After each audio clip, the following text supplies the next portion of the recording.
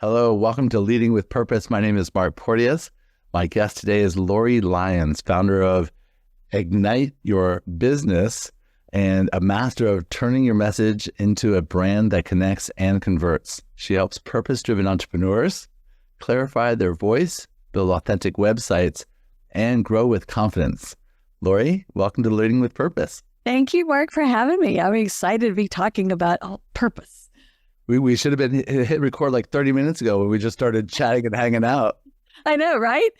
I love the term that you share with me. You had listened to some of the other podcasts in this series and said that it was like a Sunday drive. Tell me a little bit more about what you said just now. Yeah. It's a conversation with you is like a meandering Sunday drive. You take it where it goes. And I shared the story that when I'm from Atlanta, I grew up in Atlanta, and when 285, which is the nightmare around Atlanta. Beltway, yeah. When it was first finished, I don't know what year it was, maybe 68 or something. I was young. My sister was younger, and my parents decided it would be fun after church one Sunday to take a ride around 285.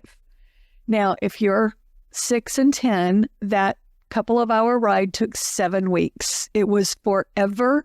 We were in the back seat of the car, doing that. At some point we were like, this is my side of the seat. No, it's your side of the seat, drawing the line down the middle and like hitting each other. We were so bored. Travel games back then were very different than travel games these days. Oh yeah. I think we were so bored. We didn't even do travel games. Our sole purpose at that point was to make my parents miserable so we'd go home. But I still think about that. We hope that this conversation will be a little bit different than that, but definitely a soul Sunday. I love that yes. conversation. And yes. Again, the idea is leading with purpose. So what we could dive right in with that, again, based on who you are, your background, we'll go into that. But what does leading with purpose mean to you, Lori? Oh, gosh. And thinking about, what we were going to talk about on the podcast today, and I thought about the title of Leading with Purpose. And, there's the clinical definition of being a leader that we all know. And, if I look back on my life, I've always been a better leader and a not so good Indian or follower. I'm not a really good follower. Good chief, not so good follower. No, exactly. So, and thinking about what are the characteristics of a leader and how many different roles we have as a leader, because we have a leader of an organization, we have a leader in our business, we have a leader in our family, we're leaders in social. I think one thing we all have in common is that we put others ahead of us. We put others ahead of what our driving purpose is. I just came off of 2 years as a president of a women's organization, and I felt my role was to put the best interests of the organization ahead of what my purpose would be, my individual purpose. And I kind of, looking back on leadership roles, I kind of see that as what a leadership is. In business, I want to put my clients' goals and how I can elevate and lift up my clients ahead of what I want to do, sometimes to the detriment. I'm not always saying that that's a good thing to do, but I think that's what the heart of leadership is setting goals and putting others, lifting others up and elevating them. Mm-hmm. I love that you talked about all the different types of leadership that we have. And when I'm thinking about the difference between like in business, which is mostly what we're talking about, versus like in their family, versus the bigger picture of like political things. I love your form of leadership of putting everybody else first, but there's a point where if you put everybody else first, you don't have the oxygen mask on yourself. You can't take care of yourself. Yeah. But there's also this point of when you put the oxygen mask on yourself first and you suck all the air out of the room, you don't care about everybody else. We don't want that either. Right. And I've been in organizations where that's the case. It's like, and it's hard for me to be involved in those kind of organizations because I don't feel like there's the betterment of the whole is the goal. And, even in business, when I look at coaches or I look at people that I work with in business, I want to see, we all want to make money. Yes, we all want to do, there's reasons that we're in business, but, what is the human part of that? What is the, how are you going to make me a better person? How am I going to make you a better person? And I think that that's the ultimate leadership is making each other better. And I think that is something that we're moving into around leadership, rather than it be the guru model, that it's more of a community model. Right. Yeah. It's the mastermind model. Listen to, one of our dear friends is Jay Fairbrother, and listening to his interview with you on community. And I was like, that is so good. And I see that's a lot of where we're going, is that communal sharing of ideas and communal lifting each other up. And even though it's communal, you still have leaders, because everybody has their own characteristics and their own qualifications and their own skills as leadership. I'm really good at certain things, but I really am terrible and suck at others. So, I look for people who are complementary to what I need and we can lift each other up. And I love the conversation around community. You've been known for your branding and being able to help people express their message through their websites and everything else. And you also are evolving and seeing a lot of the changes that are happening in the market, and being able to focus really on building community and building your own brand around not just the branding, but building community. How did that kind of come about for you? How did you become, because that's a big shift. You're very well known in your space, and to be able to shift is challenging for a lot of people, but I think a lot of people are feeling the same kind of a thing going on for themselves.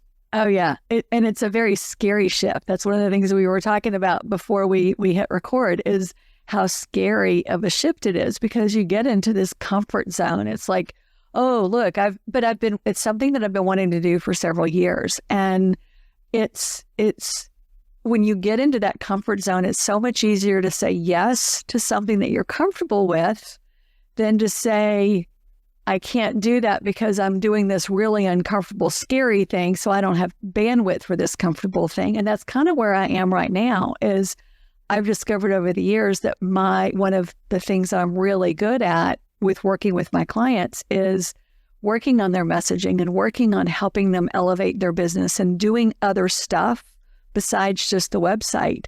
I've got a team for that. I've got people that do that. It's far better than I am, that actually build the stuff.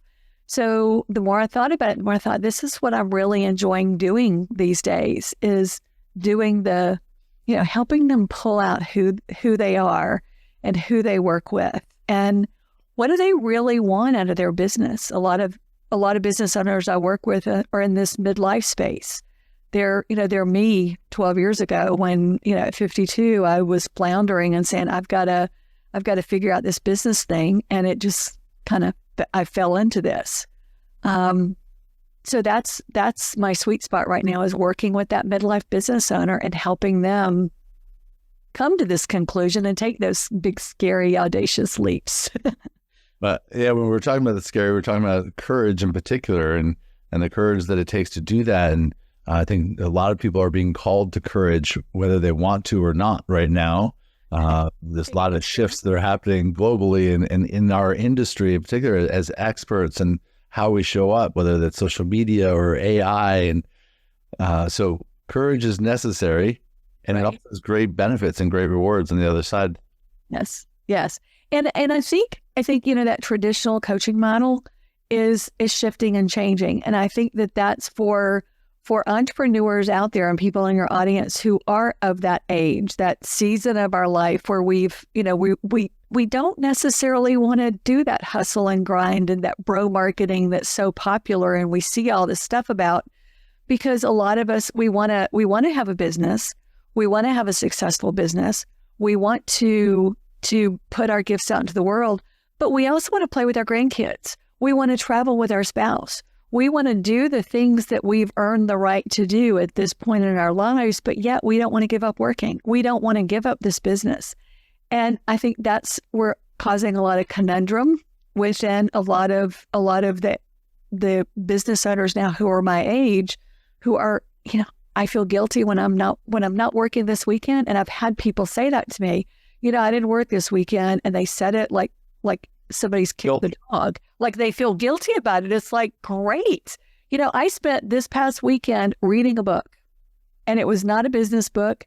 It was a spy thriller book, and I didn't feel the least bit guilty about it, even though I had 1,000 other things I needed to be doing, because I needed that. So that's kind of where I think a lot of us are in our spaces. We have to take that time. And again, you're in a lot of different communities. So, building a community for yourself isn't that extraordinary that you haven't done it before, you haven't been a part of it. For other people, how do people find communities where they do feel resonant? Because you talk about connection and conversion, right, and I think those are so important, but how do you create connection if so many people are living in these silos, especially since 2020 when people were at home and they were like trying to connect on Zoom? I think that the best way to do it for me is to get outside of this camera.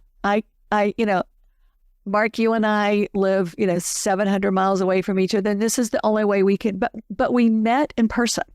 You and I met first, eyes to eyes, nose to, well, you're taller than me, so it was not quite that, but, we had known of each other. We had never met. We met at PodFest last year for the first time, and you came out, gave me a big hug, and you're like, I'm so glad to finally meet you. That connection was invaluable. It was like immediately your giving and your spirit. We had that immediate connection.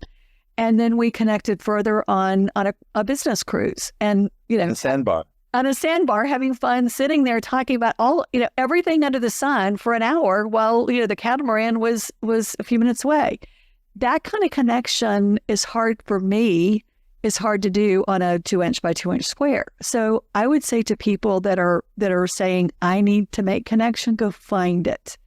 Get out in your community, because there are places in your community that you can make that connection, even if you're just putting your toe out. And it's sad because I hear so many business owners now say, I don't go out anymore. It's you just can't make the same kind of connection as you can on Zoom. You just can't. So, or at least in my opinion, you just can't. So I would say that's the first thing, is find something within your community that you feel comfortable doing, and go out and start refreshing and practicing how to do that again. I love that, because again, we do live in such a digital world, and we're grateful to be able to connect when we're a 7-hour drive away. And yes, you came to Orlando, and then on the cruise, and then again in Orlando, and we're only 7 hours away, but we get to connect with people in Europe and California and everything else. But just connecting in local events, like finding local things to do. I say, if you can't find one, make one. Exactly. Oh, yes, absolutely. There's all kinds of ways that you can make them. Mm-hmm. Yeah. And even though, like now, all of my client work I do online, but I've met all of my clients. There's not one client that I haven't in some way, shape, or form met and established that relationship first. So if we're looking at, how to build your business, go out again and start finding, you can find them, even if you live, there's, a woman that I know of that lived in a little small town in Ireland, and, then created a 6-figure business, 7-figure business from that little small town in Ireland, because she made it happen. So there's ways to do it. And, you just have to, put on your big girl panties and go, and do it. I love that, again, for getting out and having the courage to get out. And then let's go back to the digital part. This is a big part of what you're doing, is helping people get their message out and have it speak their voice rather than your voice or somebody else's voice. But that takes a lot of courage as well, especially for somebody who is in a shift, who may have been laid off or may have just, whatever the change might be. And I know that you have a whole team that does a lot of the technical stuff for building a website that people get overwhelmed by. But really, your magic is the deeper work. How do you help people to overcome all of the self-doubt and the who am I-isms and all of that? How do you get people to have the courage to build a website in the first place? It's easy to talk about it from a business perspective. You can look at all the numbers and and say, this is what you need from a business perspective. But the way that especially if you're a small business owner, when you get into the digital world, whether it be social media, your website, emails, whatever it is, you have to give a certain part of yourself to make it connect. If you've listened to any of my podcasts, I don't care for the word authentic because so many people say, I'm going to try to be authentic. If you're trying to be authentic, you're not being authentic. So, going in and finding who that person really is part of what I do. And really digging deep with them. We can make it all kinds of fancy words and say, I get your origin story. I really delve into who they are, why they're in business. We don't just talk about the problems and the solutions because that's an easy thing to do. When you really get into the symptoms of the problems, that's when you can really dig deep into their business and find out what is drawn to them, how they get their clients, because people recognize themselves in the symptoms of the problems that you solve. They don't necessarily recognize the problem that they have, but they know they got the symptom of it. And I use this example a lot of a client who came to me and he said, I work with clients on imposter syndrome. Then, okay, how many clients do you have that come to you and say, I have imposter syndrome, I need your help? He's like, well, I've never had anybody do that, but that's what I help them with. I said, all right, so let's talk about what are the symptoms of imposter syndrome. I can't get started on things. I procrastinate, blah, there's all of these symptoms. Do they see themselves in that? And he's like, yeah. I said, that's where your message is the symptoms of the problems. And that's what we can really get into. And, by having those deep conversation, it leads to other deep conversation. It leads to other. So it's, it's just it's like the wall falling down. When you hit that first, or the domino. Dominoes.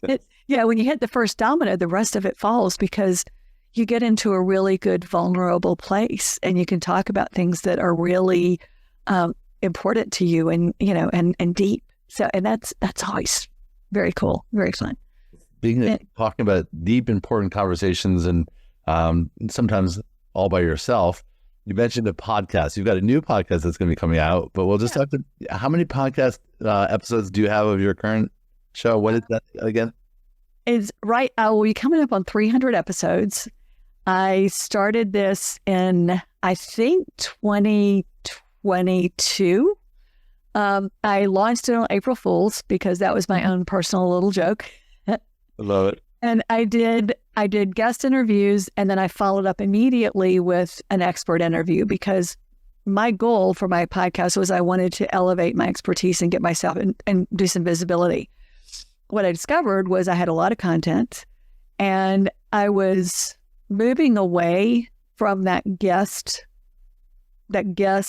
follow-up episode to more solo episodes. And as I have changed, and as I've been led to go in a different direction, then I'm still going to keep the podcast is still going to be the Encore Entrepreneur, but at episode 300, I'm announcing the new, which is a rebrand.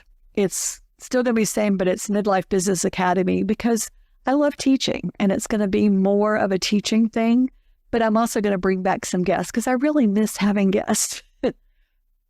Well, I love that because that was we had talked about that before the interview.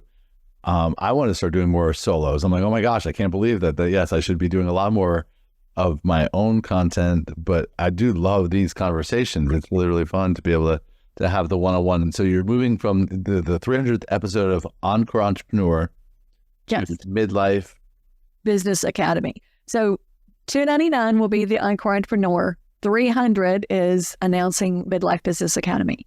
So I've already got all the next year's episodes lined up, and I know what I'm going to be talking about, and I'm really excited. And it also goes along with the framework that I'm developing along the customer journey, because there's a lot of talk about customer journey, but what I've found happens is depending on where you are in your business life, whether you're a beginning business owner, whether you're a stage 2 business owner, which is that, you've hit six figures, but yet you're not into mid six figures, is a very different type of business than 500,000 and above, because that's when you start pulling in a lot of team members, and it's a whole different business.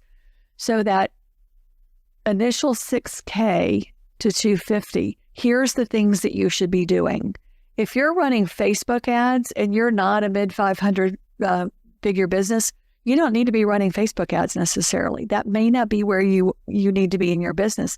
And if you're just starting out, you definitely don't need to be doing that. There's other things you need to be doing first. So we're taking them a stage at a time and saying where in the customer journey you should be focusing on. That 100,000 to 250 business owner is where our sweet spot's going to be.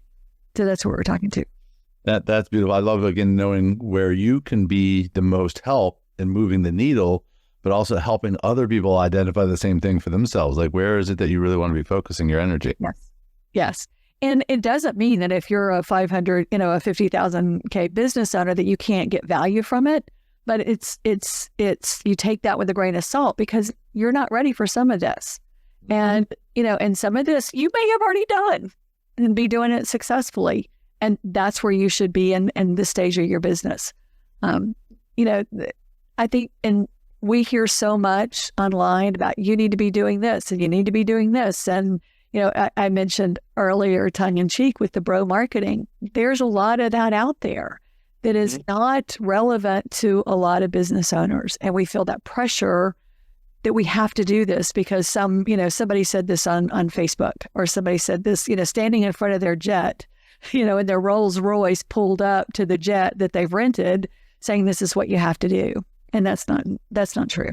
That's not allowed. Actually, some of the worst business advice I ever got was, if you do exactly what I did, you'll get the same results. Right? Yeah. You're two different people, you're two different ways. And I think that it has to be aligned. And I love that you're working with your clients, not only to help them understand where they are in their business so that they're doing the right thing in the right order, and not throwing lots of money into ads or things before they're ready, but also aligning with who they are, who they want to be. I know that's a big part of it. It's not about the doing part, but really unveiling the becoming. Sure. And as I said earlier, with this, at this stage of our life, we don't necessarily want to hustle 70 hours a week. There's other things that are important to us in life. And I don't want to feel guilty about reading a book all weekend. I don't want to feel guilty that I'm playing with my grandkids, or, one of these days, hopefully we'll have grandkids to play with. But it's, there's other things that are priorities in our life, but yet we still want to build a really nice business for ourselves, because that's, it's something that we've dreamt about, something that maybe you were sitting in a corporate cubicle and thinking, when I get out of here, I want to help, women lose weight, or I want to help men with, talk better to women, or, something. I mean, I'm just pulling that out of the air. But, there's other things that we want to do and other things that we're good at. So it's funny that you say that, because I'm curious for people who might not be ready or are almost ready for your work, when they are in their midlife and they feel the change coming. How do you help them identify what that message is? I know there's a whole process, and it's not like you're going to solve that now, but when people are starting to say, is it a weight loss thing? Is it, my wife went through cancer and she thought that was it. And she said, oh wait, I don't really want to spend my life focused on cancer. Look at the fun stuff. And how do we do that? But what might be, for somebody out there that's just thinking about this, what is a seed that you can plant for them to think about what they should be doing or could be doing to share their message?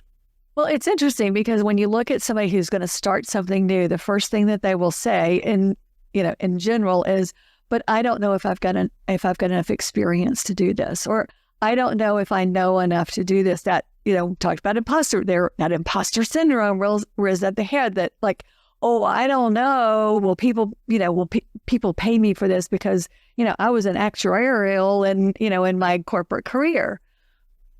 So we look at the things that they've done. We look at their experience in life. I call it their career capital. What is your career capital? Because you may have been an actuarial. Should have chosen something easier to say. But if, this may have been what you did in your corporate life, but what did you do around that? you may have helped your wife through cancer. Here's what I've learned. I know so many of my friends who've got parents that are, that they've lost parents through and had to take care of elderly parents. What did you learn from that? I want to help other people that are going through this do the same thing. There's a lot of learnings that we've experienced over our lives that may not be something we learned in a college degree or in a coaching program, but you learned it through experience. And that's where you go and you say, all right, let's break down your experience. Let's talk about what you've done in your life. I had somebody come to me recently that said, oh, I don't know if I can do this. I'm not, I'll use the term leader because we're talking about, leading with purpose. I've never been a leader. Well, let's start looking at all the things that you've done. When your kids were in school, you were involved in you were their room mom. You were in the PTA. What did you do in PTA? Oh, you were president of PTA? I don't know about you, but if you can do president of the PTA, there's not much in this world you can't do.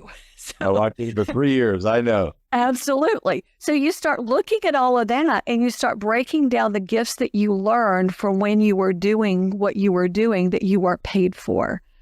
And so many of us have that. How many times do you volunteer for Habitat to Humanity or something that's a not-for-profit that you're passionate about?